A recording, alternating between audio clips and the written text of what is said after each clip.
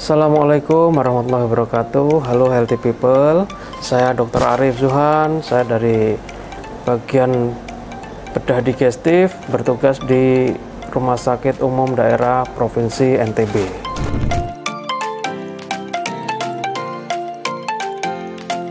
Kanker rektum dan biasanya disebut kanker kolorektal adalah keganasan atau sel tumor ganas pada usus besar yang kemudian bisa menyebar sampai dengan mendestruksi atau merusak jaringan-jaringan yang lain.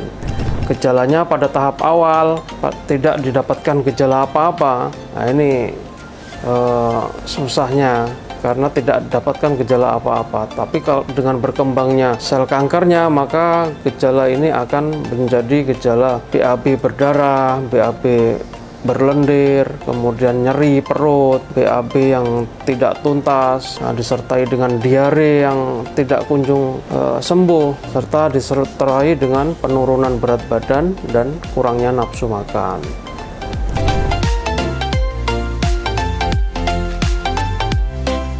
Faktor-faktor risiko terjadinya kanker kolorektal dimulai dari usia.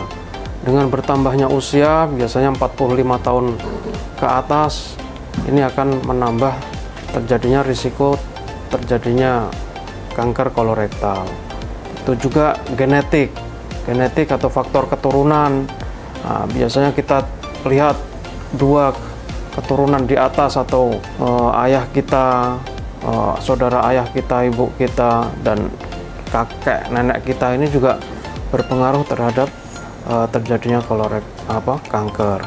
Begitu juga adanya polip di kolon atau di rektum akan bisa berkembang menjadi ganas atau kanker.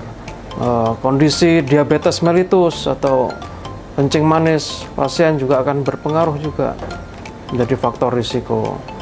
Keadaan tubuh yang obesitas atau kegemukan ini juga akan menjadi faktor risiko terjadinya kanker kolorektum.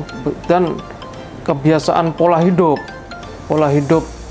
merokok, alkohol, sering makan makanan yang tidak sehat, ya, termasuk faktor-faktor risiko terjadinya kanker kolorektal.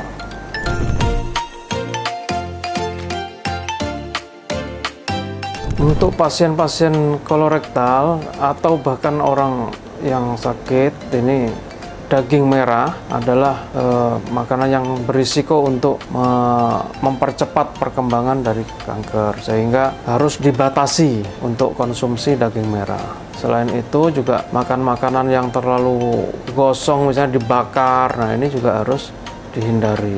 Makanan-makanan yang pengawet ini juga harus dihindari. Minum alkohol, merokok, nah ini adalah untuk pasien-pasien kanker kolorektal ya harus dihindari.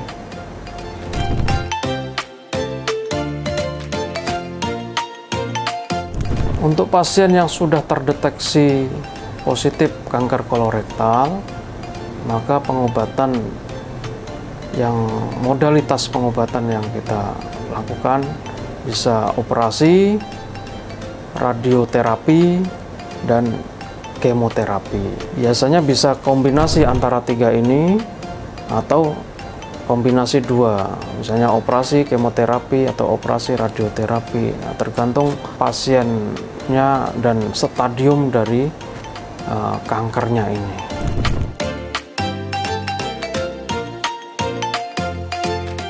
Baik, jadi untuk kanker kolorektal ini saya lihatkan datanya dulu ya. Untuk di dunia itu merupakan kanker nomor 3 sedunia dan nomor 3 di Indonesia setelah kanker payudara dan kanker paru. Sedangkan tingkat kematiannya atau kematiannya itu nomor 2 setelah kanker paru. Dan di NTB, di RSUD NTB, kita juga punya data bahwa kanker kolorektal ini adalah diagnosis atau penyakit nomor 1 tertinggi yang ada di poliklinik dan rawat inap rumah sakit kita RSUD Provinsi NTB.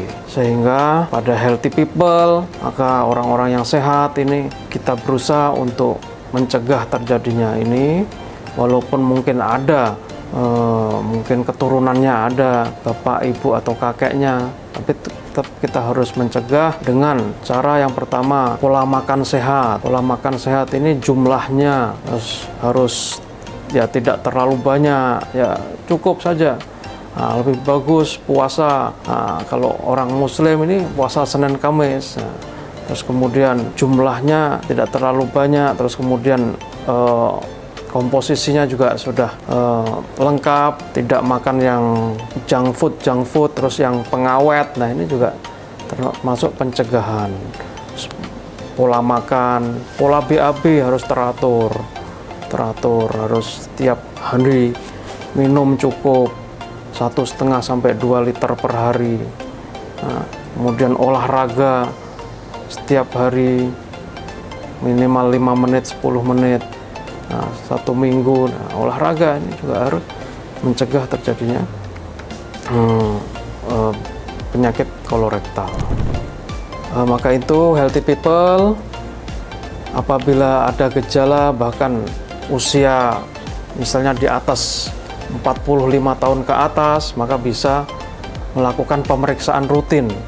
Datang ke Poliklinik Bedah Digestif RSUD Provinsi NTB untuk kita check up, dan apabila ada gejala sekalian kita check up semuanya. Untuk datang ke RSUD Provinsi NTB khususnya di Poli Bedah Digestif. Terima kasih.